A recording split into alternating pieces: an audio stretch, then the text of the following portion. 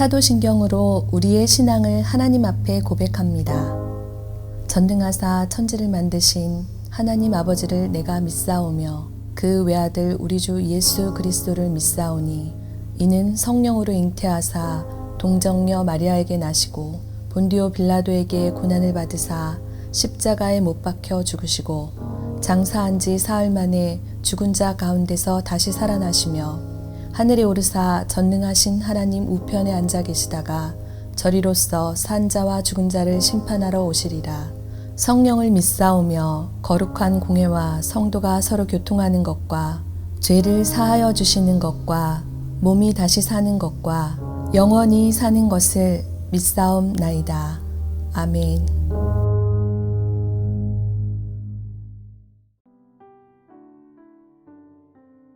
오늘의 말씀 열왕기상 12장 12절에서 24절 말씀입니다.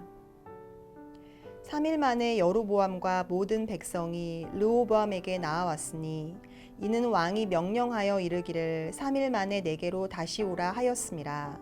왕이 포악한 말로 백성에게 대답할세 노인의 자문을 버리고 어린 사람들의 자문을 따라 그들에게 말하여 이르되 내 아버지는 너희의 멍에를 무겁게 하였으나 나는 너희의 멍에를 더욱 무겁게 할지라. 내 아버지는 채찍으로 너희를 징계하였으나 나는 전갈 채찍으로 너희를 징치하리라 하니라. 왕이 이같이 백성의 말을 듣지 아니하였으니 이 일은 여호와께로 말미암아 난 것이라. 여호와께서 전에 실로 사람 아히야로 느밧의 아들 여로보암에게 하신 말씀을 이루게 하심이더라. 온 이스라엘이 자기들의 말을 왕이 듣지 아니함을 보고 왕에게 대답하여 이르되 우리가 다윗과 무슨 관계가 있느냐. 이새의 아들에게서 받을 유산이 없도다. 이스라엘아 너희의 장막으로 돌아가라. 다윗이여 이제 너는 내 집이나 돌아보라 하고 이스라엘이 그 장막으로 돌아가니라. 그러나 유다 성읍들에 사는 이스라엘 자손에게는 르호보암이 그들의 왕이 되었더라. 르호보암 왕이 역군의 감독 아도람을 보냈더니 온 이스라엘이 그를 돌로 쳐 죽인지라. 르호보암 왕이 급히 수레에 올라 예루살렘으로 도망하였더라. 이에 이스라엘이 다윗의 집을 배반하여 오늘까지 이르렀더라. 온 이스라엘이 여로보암이 돌아왔다 함을 듣고 사람을 보내 그를 공회로 청하여 온 이스라엘의 왕으로 삼았으니 유다 지파 외에는 다윗의 집을 따르는 자가 없으니라. 르호보암이 예루살렘에 이르러 유다 온 족속과 베냐민 지파를 모으니 택한 용사가 18만 명이라. 이스라엘 족속과 싸워 나라를 회복하여 솔로몬의 아들 르호보암에게 돌리려 하더니 하나님의 말씀이 하나님의 사람 스마야에게 임하여 이르시되 솔로몬의 아들 유다 왕 르호보암과 유다와 베냐민 온 족속과 또 그 남은 백성에게 말하여 이르기를 여호와의 말씀이 너희는 올라가지 말라. 너희 형제 이스라엘 자손과 싸우지 말고 각기 집으로 돌아가라. 이 일이 나로 말미암아 난 것이라 하셨다 하라 하신지라. 그들이 여호와의 말씀을 듣고 그 말씀을 따라 돌아갔더라. 오늘은 열왕기상 12장 12절에서 24절의 말씀을 가지고 하나님의 주권과 인간의 선택이라는 제목으로 말씀 가운데 나아가기 원합니다. 오늘 우리가 다룰 주제는 하나님의 주권과 인간의 선택입니다. 사실 우리는 이 땅을 살아가면서 수많은 질문과 선택을 하는 삶을 살아갈 수밖에 없습니다. 우리 삶의 선택의 순간은 끊임없이 찾아옵니다. 그렇다면 이러한 선택들 속에 하나님의 뜻은 어떻게 작용하는 것일까? 우리의 선택은 하나님의 뜻과 어떻게 맞물려 있는 걸까? 오늘 말씀을 통해서 르호보암 왕을 통해서 한번 살펴보며 나아가기 원합니다. 이를 통해 하나님의 주권과 인간의 선택이 어떻게 상호작용하는지 살펴보기를 원합니다. 탈무드에 나와 있는 이야기입니다. 왕이 종에게 물고기를 사오라고 명하였습니다. 종은 물고기를 사왔는데 악취가 나는 썩은 물고기였죠. 왕은 화가 나서 소리를 질렀습니다. 그리고 세 가지 벌 중에 하나를 받으라고 이야기하죠. 만일 안 받겠다면 내 죄를 용서하지 않을 것이다 라고 이야기합니다. 악취가 나는 썩은 물고기를 먹든지 곤장 100대를 맞든지 물고기 값을 물어내든지 하나를 택하라고 이야기하죠. 종은 물고기를 먹겠다고 이야기합니다. 아프지도 않고 돈도 들지 않을 것이기 때문이었죠.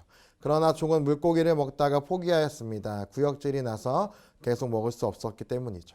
그리고 곤장 50대를 맞겠다고 이야기합니다. 곤장도 50대 맞을 정도를 맞고 나니 더 이상 맞다가 죽을 것만 같았죠. 이 또한 견딜 수 없었던 그는 결국 물고기 값을 물어내겠다고 소리를 지릅니다. 잠언 7장 잠언에 이렇게 나와 있죠. 너희 어리석은 자들은 어리석음을 좋아하며 거만한 자들은 거만을 기뻐하며 미련한 자들은 지식을 미워한다 라고 이야기합니다. 탈무드에 나오는 예화처럼 르호보암 왕은 그의 통치 기간 동안 여러 어리석은 선택을 하게 됩니다. 그중 가장 먼저 한 어리석은 선택이 무엇입니까? 왕위에 오르자 백성들이 요청하죠. 고된 노역을 가볍게 해달라고 이야기합니다.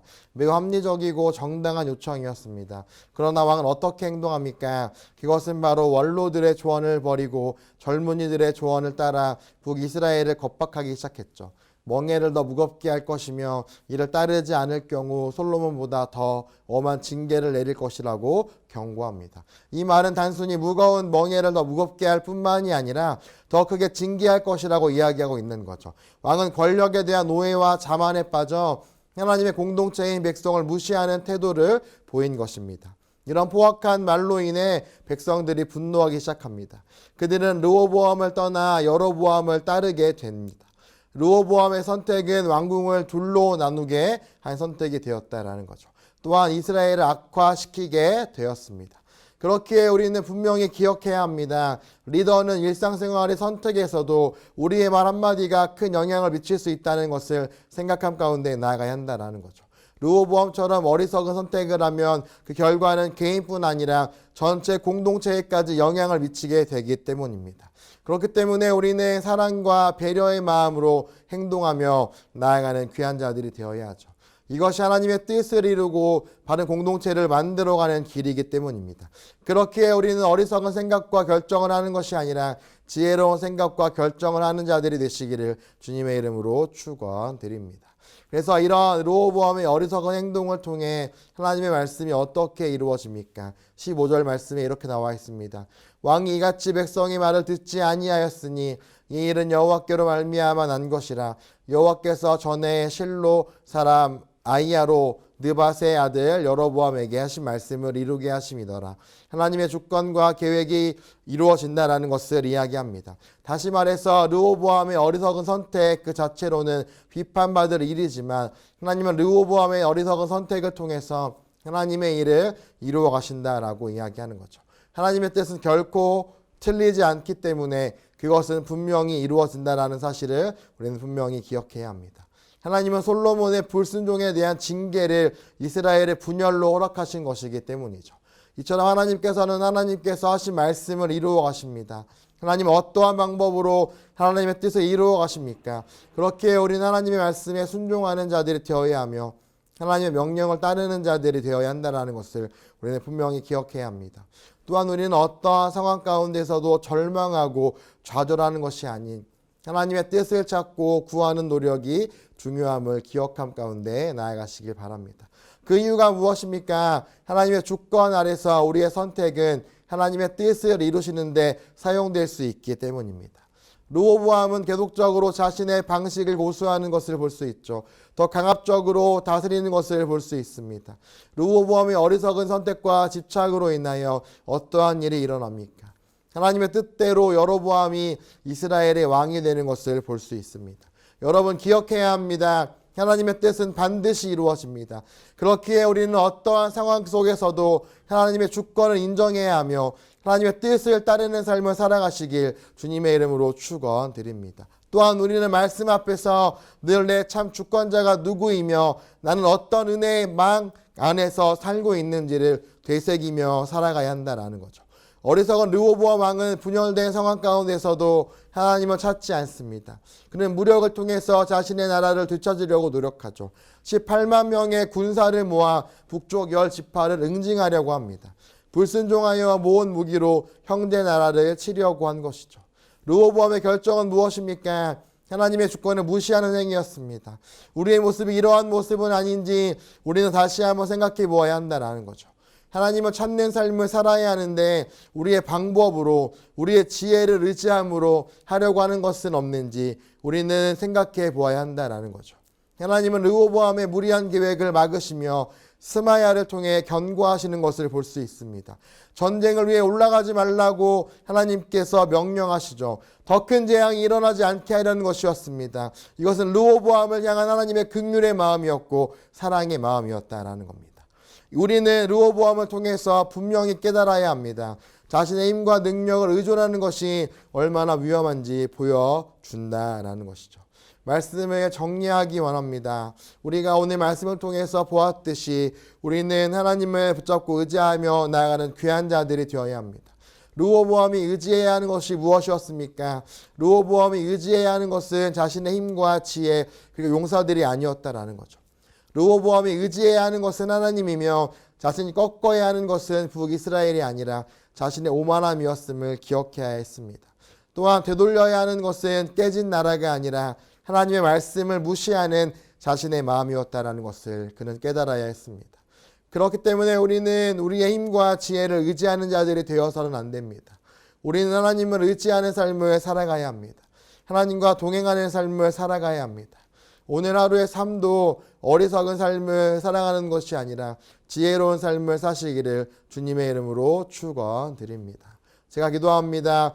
주님, 르호보암의 모습처럼 어리석은 자들 되어지는 것이 아닌 하나님의 뜻 가운데 나아가는 자들, 하나님을 예배하며 의지하는 자들, 주님의 은혜 가운데 나아가는 귀한 자들 되어질 수 있게 아버지 함께 하옵소서. 오늘 하루의 삶 가운데에도 어리석은 자의 삶이 아닌 주님을 예배하며 나아가는 귀한 자의 삶이 되어질 수 있게 아버지 함께 하시고 허락하시고 붙잡아 주옵소서. 예수님의 이름으로 기도합니다. 아멘. 주님이 가르쳐 주신 기도로 예배를 마칩니다. 하늘에 계신 우리 아버지여, 이름이 거룩히 여김을 받으시오며 나라가 임하시오며 뜻이 하늘에서 이루어진 것 같이 땅에서도 이루어지이다. 오늘 우리에게 일용할 양식을 주시옵고 우리가 우리에게 죄 지은 자를 사하여 준 것 같이 우리 죄를 사하여 주시옵고 우리를 시험에 들게 하지 마시옵고 다만 악에서 구하옵소서. 나라와 권세와 영광이 아버지께 영원히 있사옵나이다. 아멘.